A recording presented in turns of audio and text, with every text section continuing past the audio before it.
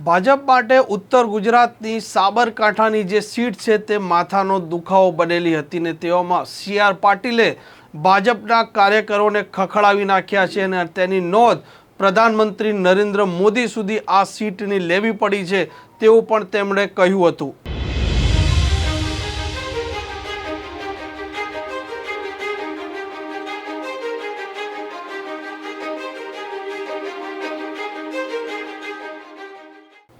નમસ્કાર, આપ જોઈ રહ્યા છો નવજીવન ન્યૂઝ અને હું છું આપની સાથે તોફિક ગાંચી।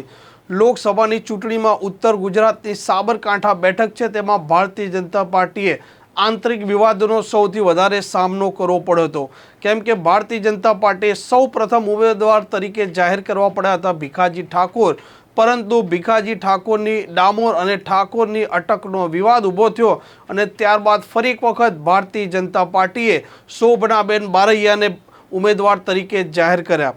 ત્યારબાદ સાબરકાંઠા બેઠક પર ભાજપના જે કાર્યકરો અને નેતાઓ છે તે વારંવાર વિરોધ નોંધાવી રહ્યા હતા અને શોભનાબેન બારૈયાને બદલવાની માંગણી પણ કરી રહ્યા હતા, પરંતુ ભારતીય જનતા પાર્ટીનું જે મોવડી મંડળ હતું તે તેમની વાત પર અડગ રહ્યું અને હાલ શોભનાબેન બારૈયા ઉમેદવાર તરીકે યથાવત છે। સી.આર. પાટીલ જે ભાજપના પ્રદેશ પ્રમુખ છે તે ગઈકાલે સાબરકાંઠાના પ્રવાસે હતા અને તેમણે ભારતીય જનતા પાર્ટીના કાર્યકરોને આડે હાથ લીધા હતા અને તેમના કાર્યકરોને તેમણે કડક સૂચના પણ આપી હતી। સૌપ્રથમ તો સી.આર. પાટીલે શું તેમના બૂથ સંમેલનમાં કહ્યું તે આપ સાંભળો।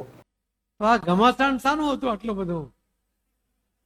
ખરા છો યાર, આખા રાજ્યમાં આખા દેશમાં સાબરકાંઠા સાબરકાંઠા સાબરકાંઠા, અહીંયા તો કોઈને લડવું જ નથી, પાર્ટી માટે કામ જ કરવું છે, એવું છે ને? પણ તમે છે ને બધા એક મંજીરા બી લઈ આવજો હાથે હાથે। ભારતીય જનતા પાર્ટીનો કાર્યકર્તા પાસે મહત્વાકાંક્ષા હોવી જોઈએ, એને પણ સાંસદ, ધારાસભ્ય, જિલ્લા પંચાયત, તાલુકા પંચાયત લડવાની ઈચ્છા હોવી જોઈએ। ટિકિટ મળે તો એ લડે, ન મળે તો પાર્ટી જેને આપી હોય તેના માટે કામ કરે।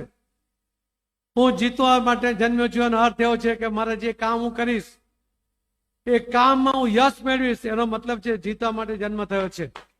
એનો એ અર્થ એવો નથી કે હું લડું, હું જ જીતું, એવું ક્યારેય થતું નથી। પણ એક વાત યાદ રાખજો કે જો તમે બીજાને ટિકિટ મળીને નારાજ થઈ જાઓ કે જે તમને એવો અધિકાર નથી, માની લો કે તમને ટિકિટ મળી હોય અને તે વખતે જો બીજા નારાજ થશે તો તમારી સ્થિતિ કેવી થાય? અને એટલા માટે કોઈ પણ પ્રકારની નારાજગી હશે એને આજે અહીંયા જ મૂકીને જજો। નારાજ થવાનો અધિકાર હું આજે તમારી પાસે અહીંયાથી લઈ લઉં છું। મારે તો જીત જોઈએ છે। શાના માટે પ્રધાનમંત્રી મોદી સાહેબે ચિંતા કરવી પડે? સાબરકાંઠામાં શું ચાલે છે?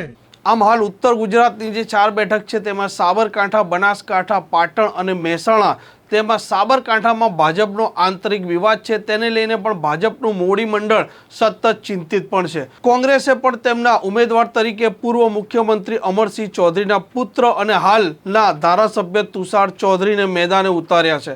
આમ સાબરકાંઠાની જે સીટ છે તેમાં કોંગ્રેસ અને ભાજપ વચ્ચે ટક્કર દેખાઈ રહી છે। તેમાં ભાજપનું જે આંતરિક વિવાદ છે તે પણ તેને ન નડી જાય તેનું પણ મોવડી મંડળ ધ્યાન રાખી રહ્યું છે। આમ જોઈએ હવે આવનારા દિવસમાં સાબરકાંઠામાં જે આંતરિક વિવાદ ઊભો થયો હતો અને લોકસભા બાદ જે પરિણામ આવે ત્યારે સ્થિતિ સ્પષ્ટ થશે।